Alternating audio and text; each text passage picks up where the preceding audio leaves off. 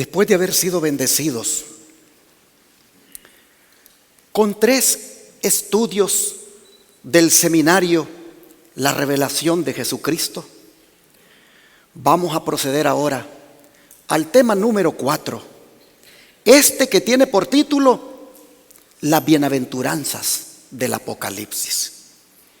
Y lo vamos a desarrollar a partir del versículo 3 del capítulo 1. Abramos en la Biblia el libro de Apocalipsis, capítulo 1, versículo número 3.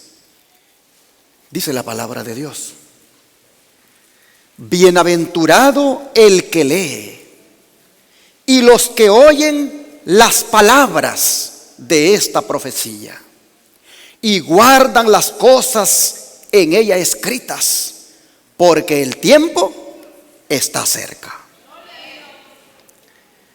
Esta es la primera de las 7 bienaventuranzas que se encuentran a lo largo de este libro. Y si tomamos en cuenta que el término bienaventurado es una traducción del término griego makarios, y que significa feliz o dichoso, como también del hebreo esher, que significa bendito, entonces lo que nos está diciendo aquí es que el libro de Apocalipsis, hermanos, es un libro de bendiciones para todos nosotros. Aquí nosotros encontramos bienaventuranzas consoladoras, llenas de vida y de promesas maravillosas para fortalecer la fe de cada uno de nosotros. Pues no nos olvidemos, hermanos, que en contraposición a estas bienaventuranzas, este libro también habla de 7 ayes para los que no obedecen la palabra de Dios. De manera que apropiémonos todos esta mañana de las 7 bienaventuranzas del Apocalipsis, estudiando cada una de ellas en este día, empezando con la que acabamos de leer y que les pongo en la pantalla otra vez. Esta que dice: bienaventurado el que lee y los que oyen las palabras de esta profecía. Hermanos, mejor estímulo no podemos tener para leer el libro de Apocalipsis. Si hay una bendición directa y formal sobre la lectura de una parte de la palabra de Dios, es la que se encuentra aquí en el libro de Apocalipsis. ¿Y por qué Dios promete una bendición al dedicar tiempo a la lectura de este libro? Porque, como hemos dicho en estudios anteriores, hay una tendencia a ignorar su contenido. Y esto no es otra cosa que obra de Satanás, para que no nos demos cuenta de los engaños de él, que aquí en este libro son desenmascarados. El don profético lo respalda, se los pongo aquí. ¿Por qué existe, pues, dice, esta ignorancia general acerca de tan importante porción de las Escrituras? ¿Por qué es tan universal la falta de voluntad para investigar sus enseñanzas? Es resultado, dice, de un esfuerzo del príncipe de las tinieblas para ocultar a los hombres lo que revela sus engaños. Por esto Cristo el revelador, previendo la guerra que se haría al estudio del Apocalipsis, pronunció una bendición sobre cuantos leyesen, oyesen y guardasen las palabras de la profecía. Conflicto de los siglos, página 341. ¿Y cómo nosotros deberíamos entender, hermanos, este énfasis que hace sobre los que leen, sobre los que oyen y sobre los que guardan? Dejemos que el mismo libro, El conflicto de los siglos, un poco antes de esta nota que acabamos de leer, nos lo diga. Miren ustedes, el profeta dice: bienaventurado el que lee. Hay quienes, dice, ¿qué cosa? No quieren leer, y por lo tanto la bendición no es para ellos. Dice: y los que oyen. Hay algunos, dice, que se niegan a oír cualquier cosa relativa a las profecías. Pues la bendición no es tampoco para esa clase de personas. Pero dice: y guardan las cosas en ella escritas. Muchos, dice, se niegan a tomar en cuenta las amonestaciones e instrucciones contenidas en el Apocalipsis. Por lo tanto, ninguno de ellos, dice, tiene el derecho a la bendición prometida. Todos los que ridiculizan los argumentos de la profecía y se mofan de los símbolos dados solemnemente en ella, todos los que se niegan a reformar sus vidas y a prepararse para la venida del Hijo del Hombre, no serán bendecidos. Conflicto de los Siglos, página 340. Interesante. Todos los que no quieren leer el libro de Apocalipsis se pierden de la bendición. Y todos los que no quieren oír, pues igualmente se la pierden. Y todos los que no quieren obedecer lo que está escrito aquí, pues tampoco serán bendecidos. Pero miren ustedes, habla de unos que ridiculizan los argumentos de la profecía y se mofan de los símbolos dados solemnemente en ella. Qué bueno sería que algunos teólogos del Israel moderno, que en forma irónica se refieren a los símbolos del Apocalipsis como las bestias, por ejemplo, meditaran en esta cita. Cambiarían su forma de pensar y alcanzarían la bendición. Pero tristemente, algunos teólogos de hoy, con sus comentarios, desalientan a los hermanos a estudiar este libro, privándolos así de la bendición. Por eso nosotros, cuando oigamos comentarios como ¿y para qué estudiar las bestias si de todos modos las llevamos dentro? Cuando oigamos comentarios como ¿y para qué estudiar de las bestias si las bestias no salvan? Sencillamente, hermanos, no hagamos caso a esos comentarios y sigamos adelante estudiando el libro de Apocalipsis. ¿Por qué? Para no perdernos, hermanos, la bendición. Bendición como esta que les pongo aquí en la pantalla. Cuando los libros de Daniel y Apocalipsis, dice, sean mejor entendidos, mire lo que va a suceder. Los creyentes tendrán una experiencia religiosa completamente distinta. Noten.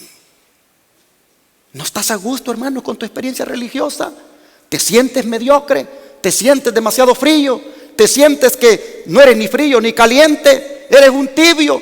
Oh, mi hermano, cuando estudies los libros de Daniel y Apocalipsis y los entiendas, tu experiencia religiosa, dice, ¿qué cosa? Va a cambiar. Y mira qué más vas a recibir.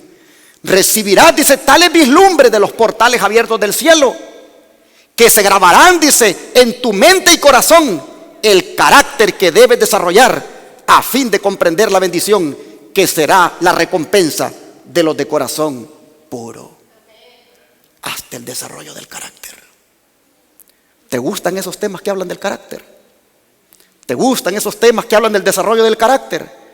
Pues mira, cuando estudies Daniel y Apocalipsis y logres con la gracia del Señor entenderlo, entonces dice, se grabará en tu mente el carácter que necesitas desarrollar para ir al cielo. Dice, el Señor bendecirá a todos los que con humildad y mansedumbre traten de comprender lo que se revela en el Apocalipsis. Con humildad y mansedumbre. Este libro, dice, presenta en forma tan vívida escenas de inmortalidad y está tan lleno de gloria que todos los que lo lean y escudriñen con fervor recibirán la bendición prometida a aquellos que oyen las palabras de esta profecía y guardan las cosas en ella escritas. Una cosa, dice, se va a comprender con certeza por el estudio del Apocalipsis, y es que la relación entre Dios y su pueblo es estrecha e inequívoca. Amén. Testimonios para los ministros, página 114. Es tan estrecha, hermanos, la relación entre Dios y su pueblo, que aquí en el Apocalipsis nosotros miramos que Él nos dice cómo nos va a sellar, que Él nos dice cómo sellará a sus hijos para que no caigan las plagas sobre ellos. Oh, es tan estrecha la relación entre Dios y su pueblo que dice que hasta nos va a dar el privilegio de que nos sentemos en un trono a la par de Él para que juzguemos. Es tan estrecha la relación entre Dios y su pueblo que dice que hasta nos toca la puerta de nuestro corazón porque quiere comer con nosotros. Oh, hermanos, todo eso se descubre en el libro del Apocalipsis. Por eso es que dice, son bienaventurados los que lo leen, los que oyen y también obedecen. Y esto es importante, hermanos, lo que acabo de decir por último. Los que obedecen. Es decir, la felicidad no solo se alcanzará por leer o por oír, sino también por guardar las cosas aquí escritas, que no es otra cosa que obedecer lo que aquí está. Y Jesús siempre se ha asegurado que todo el que oye su palabra no solo la oiga, sino la obedezca. Voy a presentarles unos textos bíblicos donde se nota la preocupación de Jesús de no solamente escuchar su palabra, sino también de ponerla por obra. Por ejemplo, Lucas 11:28. Vamos para allá. En Lucas capítulo 11, versículo 28, el Señor nos dice lo siguiente. Lucas 11:28. Escuchen.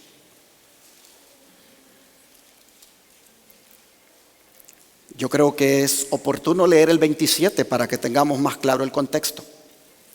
Dice, mientras él decía estas cosas, una mujer de entre la multitud levantó la voz y le dijo, bienaventurado el vientre que te trajo y los senos que mamaste. Y él le dijo, antes bienaventurados los que oyen la palabra de Dios y la guardan. Aquí nosotros vemos que ante el elogio de una mujer acerca de su madre, declarándola como dichosa por haberlo criado, él dice, más dichosos son los que oyen la palabra y la obedecen. ¿Por qué, hermanos? ¿Por qué somos más dichosos cuando oímos la palabra y la obedecemos? Por lo que la palabra hace en nosotros cuando la recibimos. Hermanos, cuando nosotros obedecemos la palabra es semejante a la semilla. Miren lo que él dijo en Lucas 8:15. Dice, mas la que cayó en buena tierra, estos son los que con corazón bueno y recto retienen la palabra oída y dan fruto con perseverancia. Ustedes pueden ver cómo la palabra, cuando se obedece, esta, hermanos, da su fruto. Pero noten cómo debe estar el corazón. El corazón debe de ser buena tierra, dice aquí la Biblia. Es decir, no debe el corazón ser tan duro como la tierra pisoteada, que cuando se siembra sobre ella, pues la semilla no se profundiza. Hermanos, el corazón debe ser dócil. El corazón debe ser blando, para que así la palabra tenga efecto. Y es posible que en esta hora tú digas, pues ese es mi problema, que mi corazón no está blando. Ese es mi problema, que mi corazón se ha endurecido últimamente.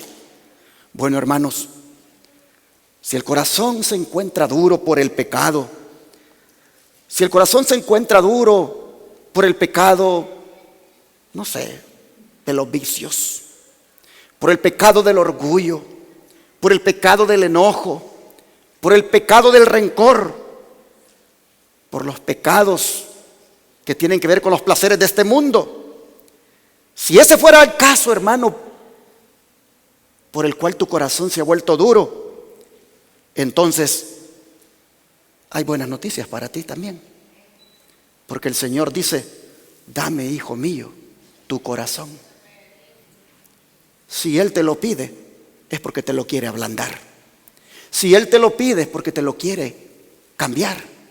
Si Él te lo pide es porque quiere que ese tipo de terreno que hay en tu corazón esté apto para poner en Él su palabra. Dame, hijo mío, tu corazón, dice Dios. Hermanos, cuando nosotros se lo demos, entonces será bien fácil guardar su palabra. Entonces, hermanos, miraremos la bendición como nunca antes. Miren ustedes la bendición que vendrá cuando nosotros guardemos su palabra. Vamos al Evangelio de Juan, capítulo 14, verso 23. Juan 14, verso 23. Aquí dice Jesús: respondió Jesús y le dijo: el que me ama, mi palabra guardará, y mi Padre le amará, y vendremos a él y haremos morada con él. Amén. ¿Te das cuenta? ¿Te das cuenta cuál es el fruto? Hermanos, que finalmente el Padre y el Hijo vendrán a morar en nosotros. Yo creo que más grande bendición no se nos puede ofrecer que la deidad venga a morar en nosotros. ¿O cuántos creen que eso es algo muy especial? Mis hermanos, es como dijo el apóstol Pedro, ser participantes de la naturaleza divina. Y este privilegio solo se alcanza si guardamos su palabra, si la obedecemos. Y miren ustedes a cuál palabra se refería Jesús. Vean el contexto, versículo 15. Dice, versículo 15: si me amáis, porque estamos en el capítulo 14, ¿verdad? Vamos al versículo 15 para ver el contexto. Si me amáis, guardad, ¿qué cosa? Mis mandamientos. Y el verso 21 dice: el que tiene mis mandamientos y los guarda, este es el que me ama. Y el que me ama será amado por mi Padre, y yo le amaré y me manifestaré a él. Como ustedes pueden ver, el Señor, cuando hablaba de guardar su palabra, se refería a guardar sus santos mandamientos. De manera que damos gracias a Dios porque estamos hoy congregados en una iglesia que enseña que los mandamientos se tienen que guardar. Interesante esto. Yo creo que deberíamos de orar. Deberíamos de orar, hermanos, para que Dios nos ayude siempre a guardar sus mandamientos. Y por supuesto, el resto de su palabra. Deberíamos de orar por eso. Porque de no hacerlo, entonces, dijo otro apóstol, se están engañando ustedes mismos. Vamos a leerlo, Santiago 1, 22. Santiago capítulo 1, verso 22. Dice aquí la palabra: pero sed hacedores de la palabra y no tan solamente oidores, engañándoos a vosotros mismos. Como ustedes pueden ver, hermanos, cuando se trata del estudio del Apocalipsis, no nos contentemos solamente con leerlo y entender sus profecías, sino que también busquemos obedecer lo que aquí está escrito. Y lo vamos a ver más adelante. Pero aquí por lo menos se dice que no seamos como tibios.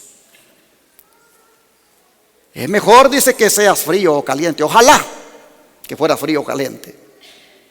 Pero por cuanto eres tibio, dice él, te vomitaré de mi boca. Esas palabras, hermanos, uno pudiera sentir, wow, qué fuerte es el Señor conmigo. Pero es que el Señor nos ama y no quiere que nos perdamos. Y por eso es que palabras como esas y otras que se encuentran en el Apocalipsis, hermanos, somos nosotros llamados a obedecerlas, como también otros mensajes que salen de la palabra, porque de lo contrario nos engañamos a nosotros mismos. Hay veces que decimos que bueno estuvo el sermón, pero hermano, no solo deberías de decir eso, qué bueno estuvo el sermón, sino que deberías de decir, buscaré con la ayuda de Dios que ese sermón haga efecto en mi vida. Mis hermanos, deberíamos nosotros decir que es más bueno lo que vamos a vivir como resultado del sermón que el sermón mismo. Por eso el don profético, miren cómo nos exhorta a que pongamos por obra lo que oímos cuando venimos a escuchar su palabra, como también cuando la leemos personalmente. Miren esta declaración. Dios quiere que todos hagan un uso práctico de las claras enseñanzas de su palabra. Si son hacedores de la palabra, que es clara y poderosa en su sencillez, no dejarán de perfeccionar un carácter cristiano. Seguirán santificados por la verdad y obedeciéndola humildemente, se asegurarán la vida eterna. Joder, los Testimonios, tomo 1, página 285. Y esto, hermanos, es importante tenerlo claro, de que tenemos que poner por obra su palabra de cara, hermanos, al juicio que se está llevando a cabo en el cielo, en el cual pronto nosotros vamos a comparecer, y allí se tomará en cuenta si nosotros ponemos por obra su palabra. Se los pongo en esta otra declaración inspirada. Cuando se presenten en revisión delante de Dios los casos de todos, no se preguntará qué profesaron, sino qué hicieron. ¿Fueron hacedores de la palabra? ¿Vivieron para sí o ejercitándose en obras de benevolencia y en acciones de bondad y amor? ¿Prefirieron a los demás antes que a sí mismos y se negaron a sí mismos a fin de beneficiar a otros? Si el registro demuestra que tal ha sido su vida, que su carácter se distinguió por la ternura, la abnegación y la benevolencia, recibirán la bienaventurada seguridad y bendición de Cristo. Bien, buen siervo fiel, venid bendito de mi Padre, heredad el reino preparado para vosotros desde la fundación del mundo. Hermanos y hermanas, estos tengo los testimonios, tomo 3, página 404. Pero miren ustedes, en el juicio que se está llevando a cabo en el cielo, interesante esto, no se nos preguntará qué profesaron, qué creyeron, cuáles eran tus doctrinas, aunque son importantes, sino que se preguntará qué hicieron. ¿Qué hicieron con ese mensaje? ¿Qué hicieron con esas doctrinas? ¿Fueron hacedores de su palabra, de la palabra? ¿Permitieron que esa palabra tuviera efecto en sus vidas? ¿Fueron egoístas viviendo solo para ustedes o buscaron ayudar al prójimo? Con obras, con benevolencia, que no es otra cosa que bondad, con ternura.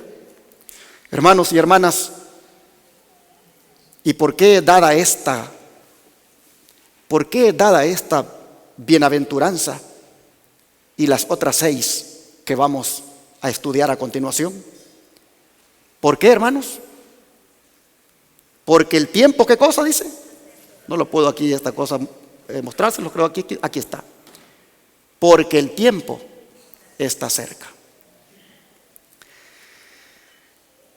¿Cuántos creen que estamos viviendo en los últimos días? Estamos viviendo en los últimos días. Este mundo está por llegar a su fin. Y por lo tanto, hermanos, las bienaventuranzas van a ser la protección para nosotros en el tiempo del fin. Las bienaventuranzas, hermanos, son como la bendición que Dios nos ofrece anticipadamente para cuando los peligros que están escritos en el Apocalipsis lleguen. Peligros, hermanos, que desde 1844 para acá se han venido acrecentándose de tal manera que solo falta el desenlace, y es la venida de Jesucristo. Oh, cuando eso sea, hermanos, no va a ser fácil para muchos enfrentar lo que venga. Pero con las bienaventuranzas que el Señor nos da, nosotros estaremos felices cuando otros tristemente sufran. Hermanos, el Señor en su misericordia ha permitido que muchos inclusive se mueran antes de que esos peligros lleguen.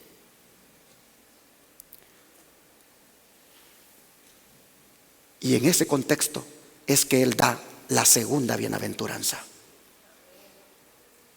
Porque muchos que se están muriendo ahora, escuchen, muchos que se están muriendo ahora y mueren en Cristo creyendo este mensaje, hermanos, esos son felices por morirse ya. ¿Por qué? Por lo que dice la segunda bienaventuranza. Vamos a Apocalipsis 14, versículo 13. Apocalipsis 14, versículo 13. Aquí nosotros encontramos las escrituras diciendo: oí una voz que desde el cielo me decía: escribe, bienaventurados de aquí en adelante los muertos que mueren en el Señor. Sí, dice el Espíritu, descansarán de sus trabajos, porque sus obras con ellos siguen. La expresión, hermanos, esta que dice: bienaventurados de aquí en adelante los muertos que mueren en el Señor. Hermanos, esta expresión, por el contexto en el cual es expresada, que es cuando comienzan los mensajes de los tres ángeles, según los versos 6 al 12, nos dice que todos los que mueran creyendo el mensaje de los tres ángeles, que todos los que mueran dejándose santificar por el mensaje de los tres ángeles, hermanos, todos ellos son felices. ¿Por qué razón? Por tres razones. Número uno, porque esos que mueren antes que llegue el gran tiempo de angustia, hermanos, esos serán guardados de las terribles pruebas que van a afligir al mundo cuando lleguen. La segunda razón por la cual son bienaventurados los que se están muriendo en el mensaje de los tres ángeles y que lo viven, es porque ellos van a participar de una resurrección especial, dice el profeta Daniel, una resurrección de justos que se levantará a escasos momentos de que Cristo aparezca en gloria. Se van a levantar y lo van a ver venir con poder y majestad. Oh, hermanos, estos son bienaventurados porque serán parte de esa resurrección especial.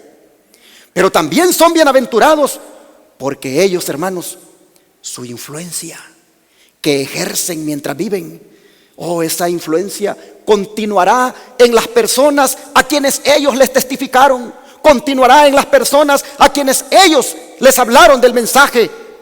Después que ellos fallezcan, esas personas tomarán en cuenta las palabras que ellos les dijeron. Hermanos, todo esto que les digo se desprende de esta cita inspirada que les pongo en la pantalla. Conflicto de los siglos, página 372 y 373. Escuchen, el Señor no aflige ni entristece voluntariamente a los hijos de los hombres. Como el Padre se compadece de los hijos, se compadece Jehová de los que le temen. Él sabe si las personas por quienes se ora podrán soportar las pruebas que les sobrevendrán si sobreviven. Él conoce el fin desde el principio. Se permitirá que muchos duerman en el sueño de la muerte antes de las terribles pruebas que afligirán al mundo en el tiempo de angustia. Se pidió al apóstol que escribiera: bienaventurados de aquí en adelante los muertos que mueren en el Señor. Sí, dice el Espíritu, descansarán de sus trabajos porque sus obras con ellos siguen. Como ven, aquí nosotros tenemos la primera razón por la cual son bienaventurados los que mueren en el Señor, durante la proclamación del mensaje del tercer ángel. Es porque el Señor dice, quiere librarlos de soportar la gran angustia que vendrá. Por eso son bienaventurados. Ahora veamos la segunda razón. Los sepulcros, dice, se abren, y muchos de los que duermen en el polvo de la tierra serán despertados. Unos para vida eterna y otros para vergüenza y confusión perpetua, dice Daniel 12:2. Todos, dice, los que murieron en la fe del mensaje del tercer ángel, en ese entonces salen glorificados de la tumba para oír el pacto de paz que Dios hace con los que guardaron su ley. Los que le traspasaron, también estos, dice, los que se mofaron y se rieron de la agonía de Cristo, y los enemigos más acérrimos de su verdad y de su pueblo, también son resucitados para mirarle en su gloria. Pero solo será para ver el honor con que serán recompensados los fieles y obedientes. Evento de los últimos días, página 229. ¿Por qué solo para eso? Porque inmediatamente ellos morirán.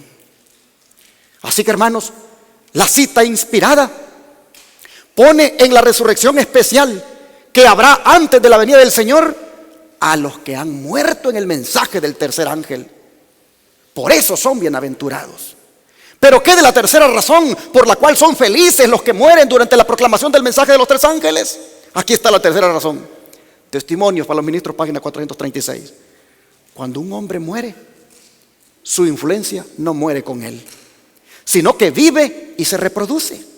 La influencia del hombre que fue bueno y puro y santo vive después de su muerte, como el fulgor del sol poniente, proyectando sus glorias a través del cielo, iluminando los picos de las montañas mucho tiempo después que el sol se ha hundido detrás de la colina. Así, dice, las obras del hombre puro y santo y bueno reflejan su luz cuando él ya no vive para hablar y actuar en persona. Sus obras, sus palabras, su ejemplo vivirán para siempre, porque dice la Biblia, en memoria eterna será el justo. Así que, mis hermanos, si en los planes de Dios está que uno de nosotros muera antes que el tiempo de angustia llegue, oh, mis hermanos, entonces asegurémonos cada día de perseverar en el mensaje del tercer ángel. Asegurémonos cada día de hacer las obras correspondientes para poder ser de los bienaventurados que de aquí en adelante mueren en el Señor. Y como nadie sabe cuándo eso puede suceder, como nadie sabe cuándo puede ocurrir, somos exhortados a ser felices si vivimos de acuerdo a la tercera bienaventuranza. Vamos a mirar la tercera bienaventuranza, Apocalipsis 16:15. Dice, he aquí, yo vengo como ladrón. Bienaventurado el que vela y guarda sus ropas, para que no ande desnudo y vean su vergüenza. Hermanos, esta bendición, bienaventurado el que vela y guarda sus ropas, es dada después de la descripción de un poder obrador de milagros que en los versículos 13 y 14 reúne al mundo para el último gran conflicto conocido como el Armagedón contra el pueblo de Dios. Para entonces nosotros tenemos que estar, ¿cómo dice? Hermanos, velando. Tenemos que estar en vela. ¿Por qué razón, hermanos? Porque si para entonces nosotros estamos dormidos espiritualmente, se pueden imaginar la suerte que tendremos. De manera que la bienaventuranza es para los que estén velando y guardando, ¿qué cosa? Sus ropas. Estas ropas son símbolo del carácter y la justicia de Cristo que todos debemos tener. Hermanos, Cristo vendrá repentinamente para destruir a los impíos. Vendrá como ladrón y solo serán guardados de esa destrucción felizmente los que estén vigilantes, felizmente, los que estén con sus ropas colocadas para no andar desnudos. Interesante esta metáfora de tener puestas las ropas para no andar desnudos y que no vean nuestra vergüenza. ¿Por qué digo que es importante esta metáfora? Porque andar desnudos es símbolo, hermanos, de la humillación que experimentarán todos los que compongan Babilonia para ese tiempo. Porque de Babilonia, miren lo que ha sido escrito. Vamos a Apocalipsis 17, versículos 16. Apocalipsis 17, versículo 16. Dice: y los 10 cuernos que visten la bestia, estos aborrecerán a la ramera y la dejarán desolada y, ¿cómo, hermanos? Desnuda, y devorarán sus carnes y la quemarán con fuego. Ustedes pueden ver cómo el Señor entonces nos exhorta: velen, tengan sus ropas puestas para que no les vean su desnudez, porque todos los que van a estar con Babilonia, Babilonia será desnuda, y por lo tanto todos los que formen parte de ella serán humillados, como cuando una persona es vista desnuda. Y mis hermanos, esta figura de la desnudez como símbolo de humillación era una práctica acostumbrada por aquellos ejércitos que salían victoriosos sobre el enemigo. Ellos acostumbraban a humillarlos de esa naturaleza, de esa forma, quitándoles las vestiduras. Miren lo que dice el profeta Isaías. Vamos aquí a leer capítulo 20, versículo 4. Isaías 24. Dice las escrituras de la siguiente manera: así llevará el rey de Asiria a los cautivos de Egipto y los deportados de Etiopía, a jóvenes y ancianos. ¿Cómo dice que lo llevaría? Desnudos y descalzos, y descubiertas las nalgas, y para vergüenza de Egipto. Desnuditos y descalzos serían llevados delante de todos. Imagínense ustedes, imagínense el cuadro en Asiria. Imagínense el cuadro, desfilando los prisioneros de Egipto y también, dice, los de Etiopía, desfilando ellos completamente desnudos, para vergüenza de los egipcios y de los etíopes. Así que Dios, hermanos, cuando dice: vela y mantén tus ropas puestas para que no vean tu vergüenza, para que no vean tu desnudez, es porque en el tiempo final, los que estén con Babilonia, cuando Babilonia sea desnuda, es una muestra de la humillación que experimentarán todos los que estén en ellas. Oh, hermanos, pero qué bueno es el Señor con nosotros, porque con anticipación nos lo dice. Miren: bienaventurado el que vela y guarda sus ropas, para que no ande desnudo y vean su vergüenza. Con anticipación nos lo dice, para que en vez de experimentar la humillación, mejor, hermanos, experimentemos esta felicidad. El Señor con tiempo nos lo dice, para que nosotros seamos guardados de esa humillación y seamos felices de que nosotros, el Señor, nos va a proteger. ¿Y cuál es el significado espiritual de la desnudez? Bueno, dejemos que el don profético nos lo diga. Jesús dice: aquí vengo como ladrón, bienaventurado el que velare y guardare sus vestiduras, no sea que ande desnudo y vean su vergüenza.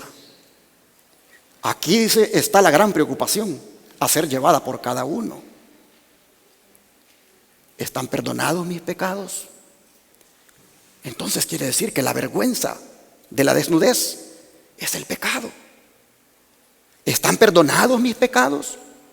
¿Me ha quitado la culpa Cristo, el cargador de las ansiedades? ¿Tengo un limpio corazón purificado por la justicia de Cristo Jesús?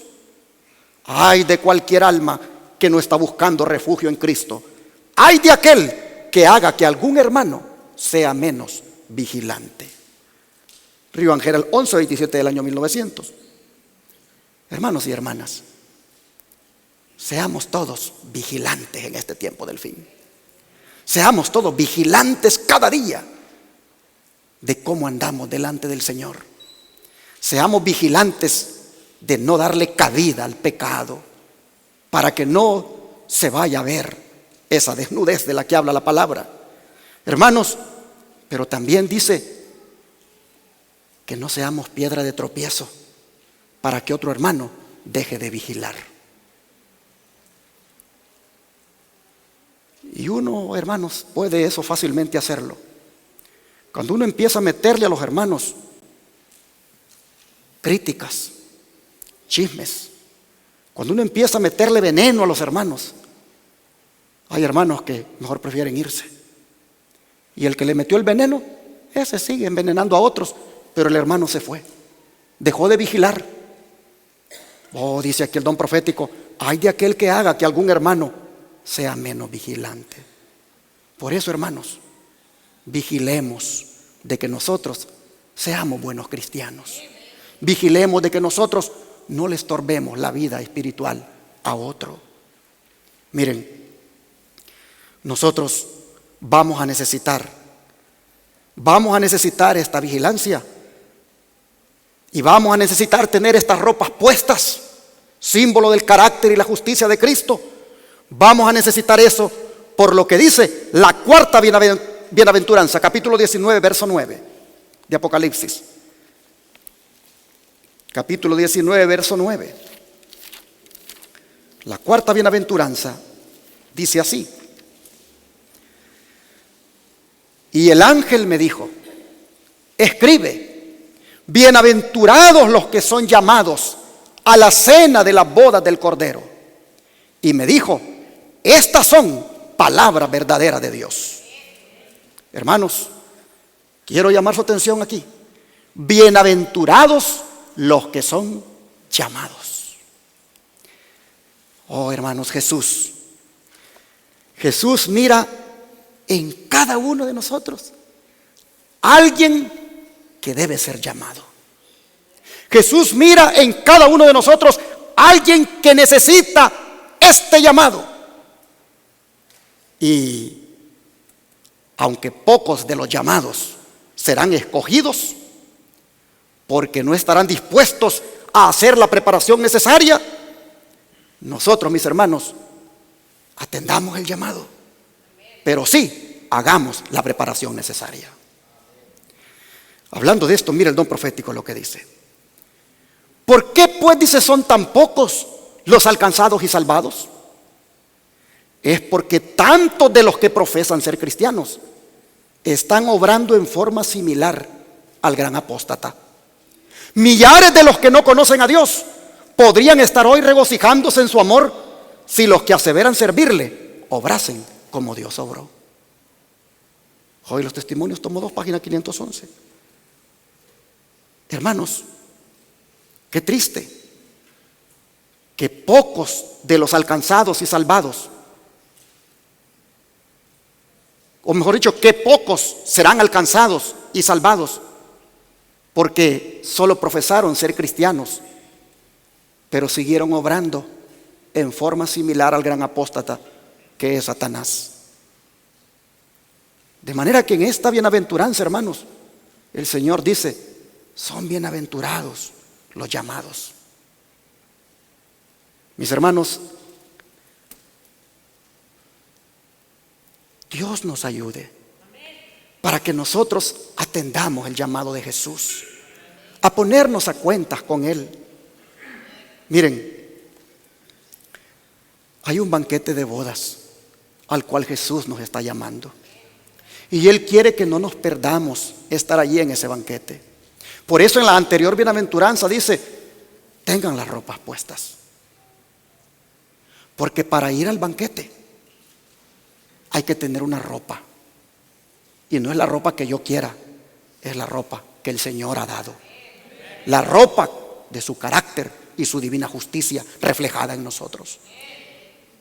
Miren lo que dice aquí esta declaración, para que ustedes piensen por qué razón ustedes no podrían ir al banquete y yo también podría no ir al banquete de bodas. Miren, en mi sueño, dice, este fue un sueño que el hermano White tuvo. Un centinela, dice, estaba a la puerta de un importante edificio y preguntaba a cada uno que procuraba entrar: ¿has recibido el Espíritu Santo? En su mano, dice, había un cordón para medir y solo pocos, muy pocos fueron admitidos en el edificio. Y dijo un ángel: tu estatura como ser humano no significa nada, decía. Pero si has alcanzado la estatura plena de un varón en Cristo Jesús, de acuerdo con el conocimiento que has tenido, recibirás una invitación para sentarte con Cristo en la cena de las bodas del Cordero. Y por los siglos sin fin, nunca dejarás de aprender de las bendiciones concedidas en el banquete preparado para ti.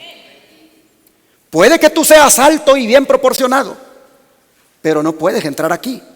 Nadie que sea como un niño crecido, que lleve consigo el genio, los hábitos y las características propias de los niños puede entrar. Si has alimentado desconfianzas, críticas, mal genio, orgullo, no puedes ser admitido, pues echarías a perder la fiesta. Todos los que entran por esta puerta tienen el traje de bodas tejido en el telar del cielo. Mensajes Selectos, tomo 1, página 128 a la 129. ¿No les parece que esta es una declaración muy tremenda?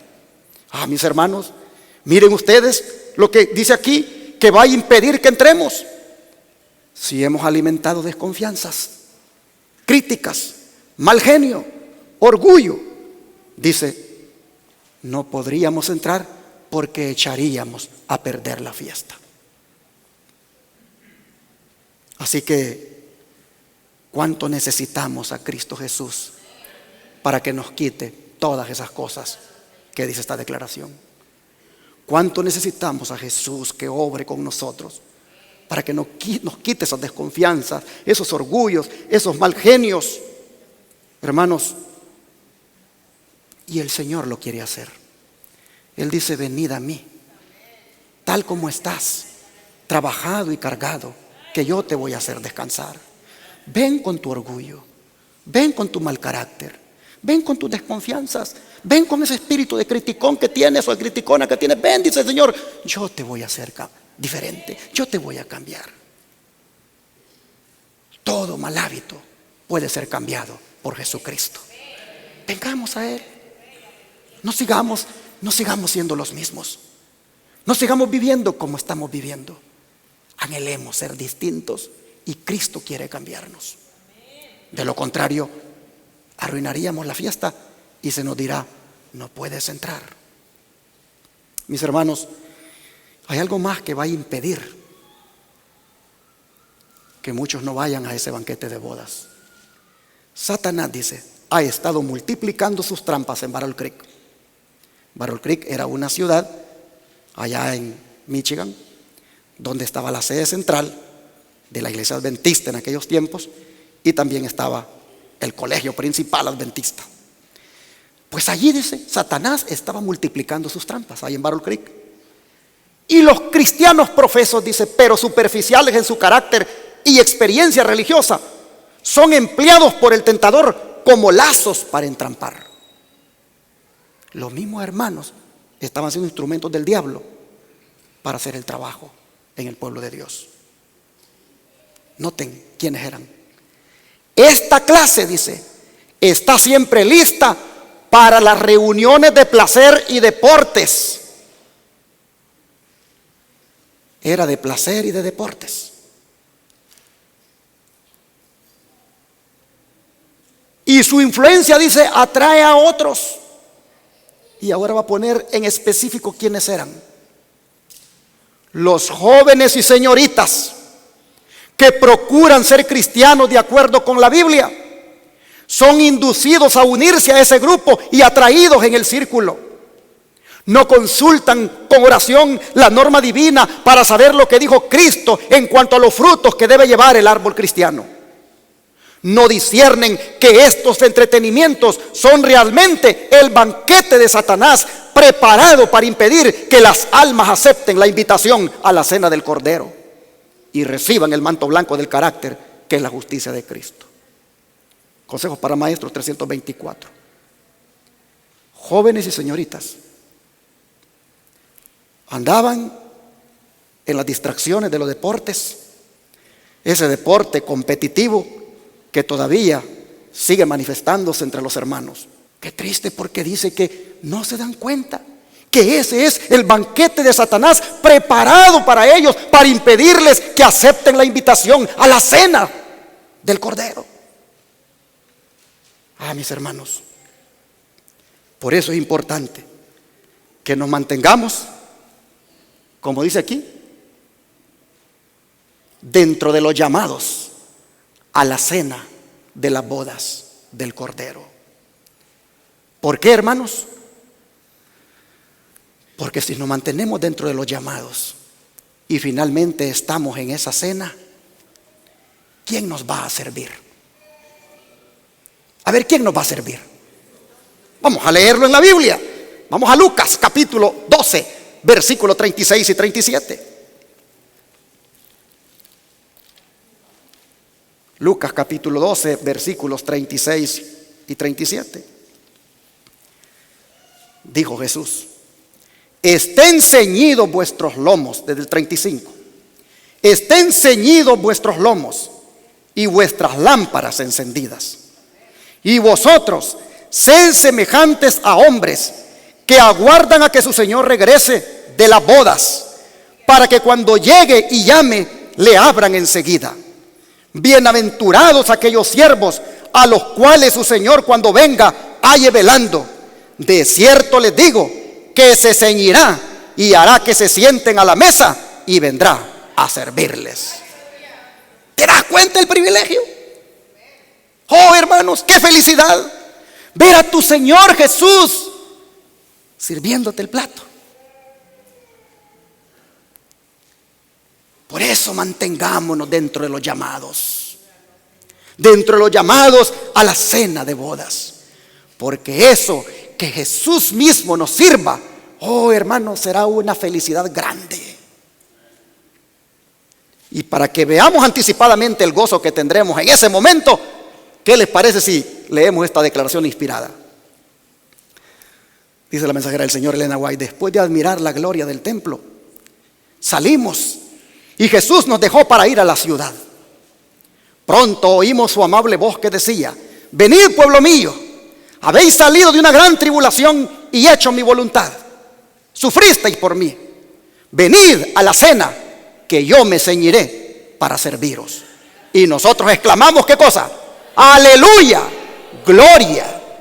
Lo voy a volver a leer y les voy a preguntar cómo nosotros vamos a exclamar. Venid a la cena, dijo Jesús, que yo me ceñiré para serviros. Y nosotros exclamamos, ¿cómo? ¿Te imaginas? ¿Te imaginas tú en esa multitud diciendo aleluya, gloria? Oh, hermanos, por eso dice, serás bienaventurado si te mantienes dentro de los llamados, porque el mismo Jesús te va a servir. Y dice, y entramos en la ciudad y mira la mesa. Vi una mesa de plata, dice, pura, de muchos kilómetros de longitud, y sin embargo nuestra vista la abarcaba toda. Vi el fruto del árbol de la vida, el maná, almendras, higos, granadas, uvas y muchas otras especies de fruta. Qué gozo será estar allá, ¿no es cierto? Eso es en Primeros Escritos, página 19. Hermanos, no nos vayamos a perder este privilegio.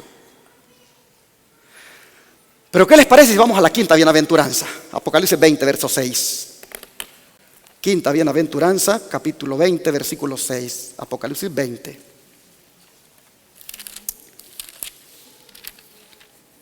Aquí las escrituras dicen: bienaventurado y santo el que tiene parte en la primera resurrección. La segunda muerte no tiene potestad sobre estos, sino que serán sacerdotes de Dios y de Cristo y reinarán con Él 1000 años.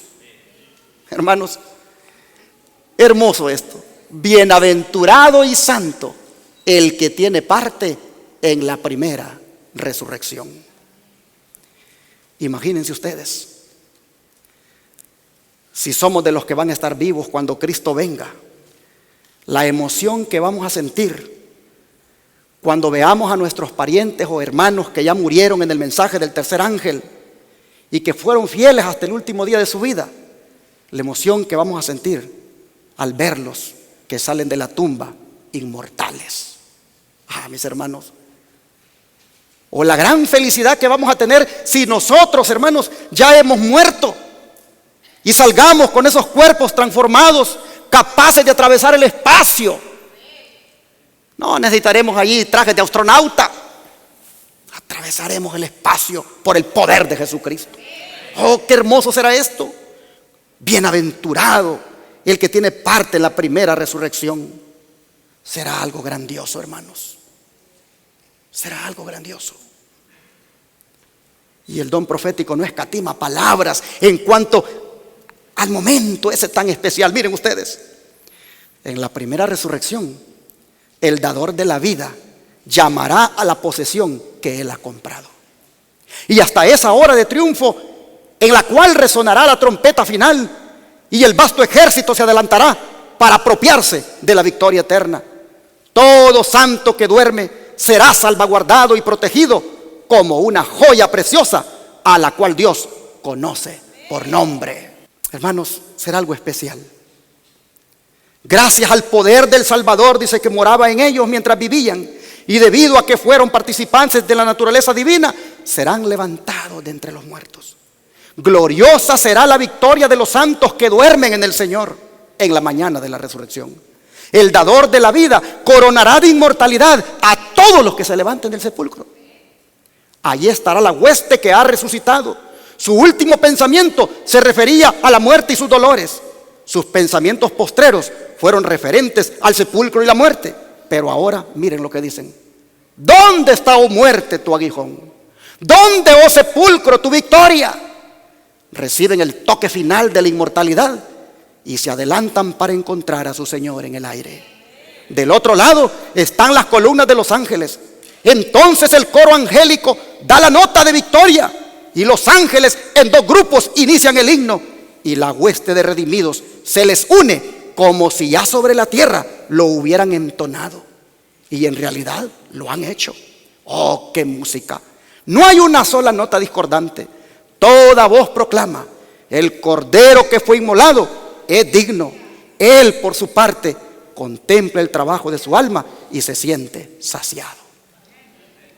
Hijos e hijas de Dios, página 361.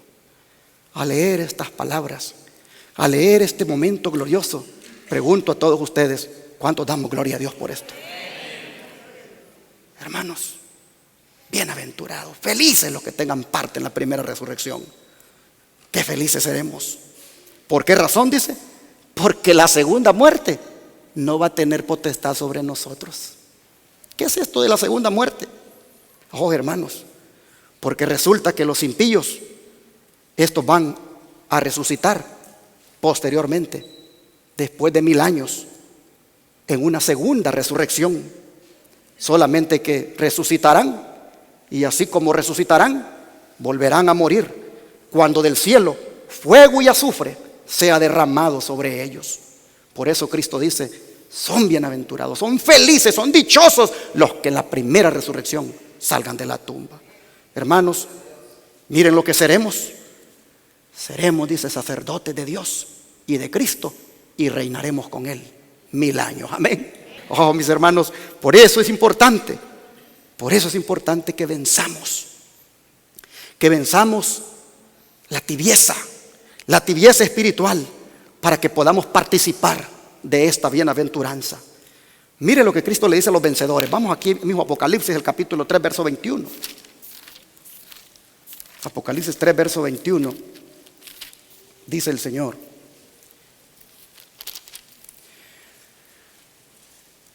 Al que venciere, le daré que se siente conmigo en mi trono, así como yo he vencido y me he sentado con mi Padre en su trono. ¿Sabe lo que esto significa? Sentarse con Él en el trono. Que usted también va a juzgar con Él. Hermanos, y si ustedes creen que esto pues está demasiado lejos, entonces anímense con la sexta bienaventuranza, la que se encuentra en Apocalipsis 22:7.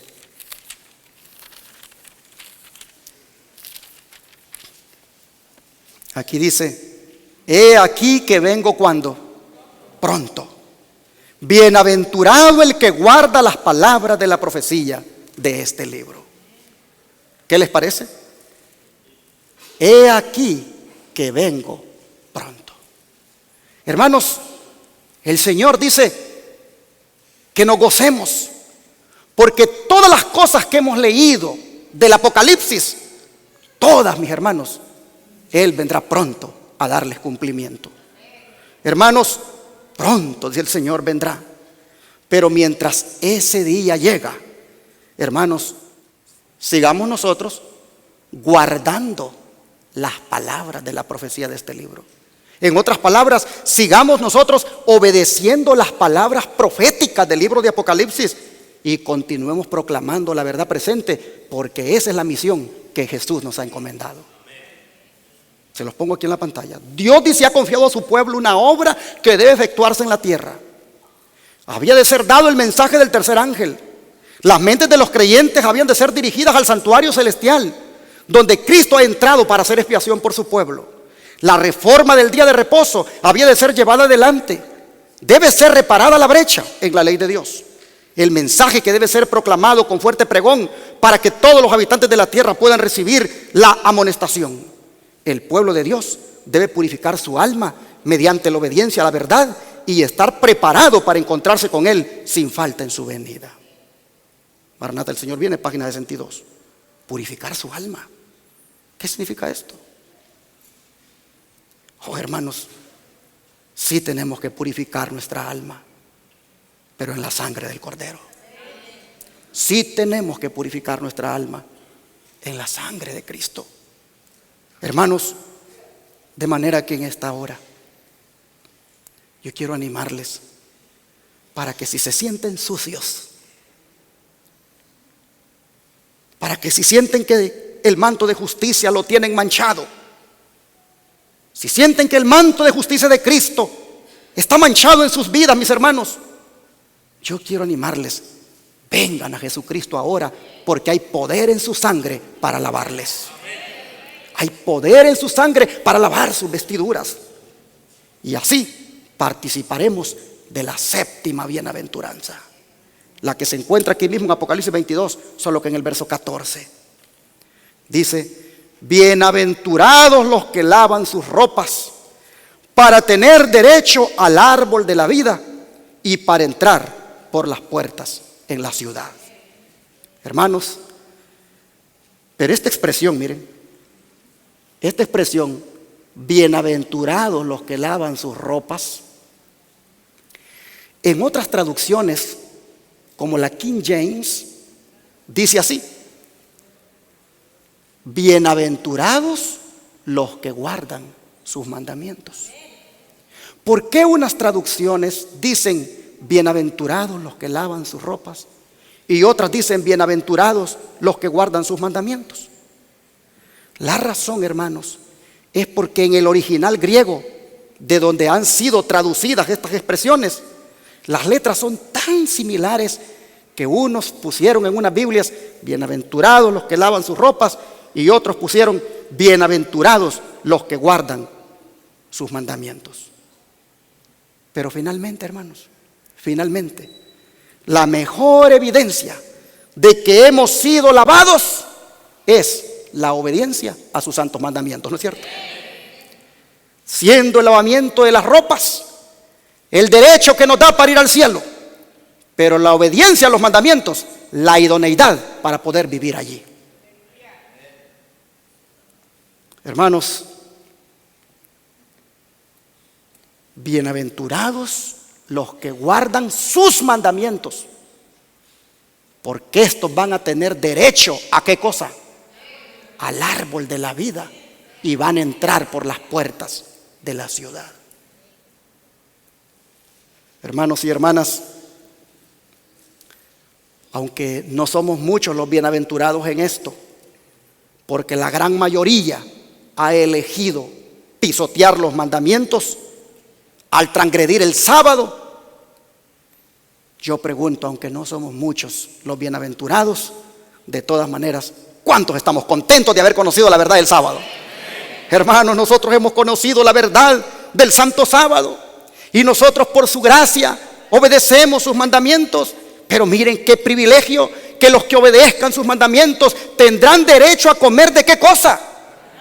Oh, hermano pentecostal que me estás escuchando, hermano bautista, hermano metodista, tú que guardas el domingo, ¿quieres tener derecho al árbol de la vida para prolongar tu existencia por toda la eternidad? Ponte a guardar los mandamientos, incluyendo el santo sábado, porque los que guarden los mandamientos tendrán derecho al árbol de la vida. Esos son los que entrarán por las puertas de la santa ciudad. Ah, mis hermanos, aunque nos digan a nosotros que hemos caído de la gracia, sabemos que somos bienaventurados.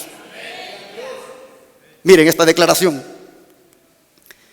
que nos denuncien como caídos de la gracia quienes quebrantan la ley de Dios y enseñan a otros lo mismo, por nosotros guardar todos sus inmutables preceptos, pues eso, dice, no nos dañará. Tenemos la satisfacción de saber que mientras ellos maldicen, Jesús ha pronunciado una bendición. Sí, porque ellos dicen, esos adventistas son malditos, porque están bajo la ley. Malditos, dicen los que están bajo la ley, dicen ellos. Dice esta sierva, tenemos la satisfacción de saber que mientras ellos maldicen, Jesús ha pronunciado una bendición. Porque dice, bienaventurados los que guardan los mandamientos, tendrán derecho al árbol de la vida y entrarán por las puertas de la ciudad. Sigan diciendo que estamos caídos de la gracia. Nosotros, por su gracia, guardamos sus santos mandamientos. Dice el testigo fiel, el unigénito del Padre, dichosos los que guardan sus mandamientos para que tengan derecho al árbol de la vida y entren por las puertas en la ciudad. Pregunta, ¿pensáis que los guardadores de los mandamientos tendrán pesar y lamento cuando las perlinas puertas de la ciudad áurea de Dios sean abiertas sobre sus resplandecientes bisagras y reciban la bienvenida? No, nunca. No tendremos lamento. Diremos gloria, aleluya, porque por su gracia entramos por las puertas de la ciudad. Es entonces, dice, cuando ellos se regocijarán por no encontrarse bajo la condenación de la ley, sino más bien por haber guardado la ley de Dios, y por tanto se encuentran libres de su condenación. Porque los que no obedezcan la ley de Dios quedarán condenados aquí en la tierra, se perderán para siempre, porque ningún transgresor de la santa ley de Dios, Dios lo va a llevar al cielo. Ellos, dice, los que guardemos los mandamientos, ellos, dice, tendrán el derecho y acceso al árbol de la vida, un derecho a sus hojas sanadoras. Río Angel 6-10-1852. Mis hermanos, así con esta última bienaventuranza, nosotros vemos que la privación del hombre del derecho al árbol de la vida, esa privación finalmente será restaurada en aquellos que hayan elegido guardar sus santos mandamientos. Y ahora, para terminar, quiero hacerles una pregunta. Mientras llega el día de entrar por las puertas de la santa ciudad, pregunto a todos los presentes, ¿cuántos agradecen por las bienaventuranzas del Apocalipsis? Hermanos, que Dios les ayude y pongan por obra las palabras de esta profecía. Porque poniendo por obra las palabras de esta profecía, seremos felices. Que Dios les bendiga.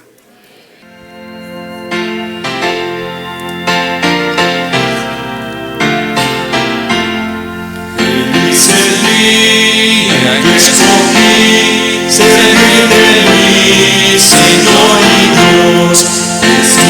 que mi gozo en ti lo muestre hoy como obra de Dios. Soy feliz y en su favor me gozaré. En libertad y luz me vi cuando triunfó en mí la fe. Y el raudal carmesí, salud de mi alma llena fue. Del mundo oscuro ya salí, de Cristo soy y mío el ser. Su senda con placer seguí, resuelto a serle siempre fiel. Soy feliz y en su favor me gozaré. En libertad y luz me vi cuando triunfó en mí la fe. Y el raudal carmesí, salud de mi alma enferma fue. Reposaré mi corazón, a tus contiendas voy al fin. Tendrás más noble posesión y parte superior festín. Soy feliz y en su favor me gozaré. En libertad y luz me vi cuando triunfó en mí la fe. Y el raudal carmesí, salud de mi alma enferma fue. ¿De verdad somos felices? Dice, en su favor me gozaré. Con estas bienaventuranzas, el Señor nos ha dicho, en el tiempo del fin, todos mis hijos serán felices. Mantengámonos felices con Jesús. Y en el día final, hermanos, disfrutaremos para siempre de esta felicidad. Vamos a orar y pedirle al Señor que nos ayude. Vamos a arrodillarnos.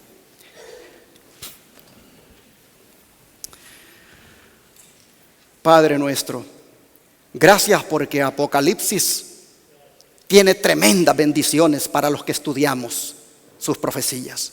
Gracias porque las bendiciones todas se han presentado ahora y podemos ver que en medio de conflictos, en medio de persecuciones que vendrán, garantizas a tu pueblo su felicidad. Oh Padre, aún morir por ti será feliz. Te rogamos entonces que nos ayudes a mantenernos leales, a mantenernos fieles, a abandonar completamente, Señor, las cosas que nos van a impedir ir allá. Las desconfianzas, las críticas, los enojos, los rencores. Oh Señor, te rogamos que nos cambies hoy.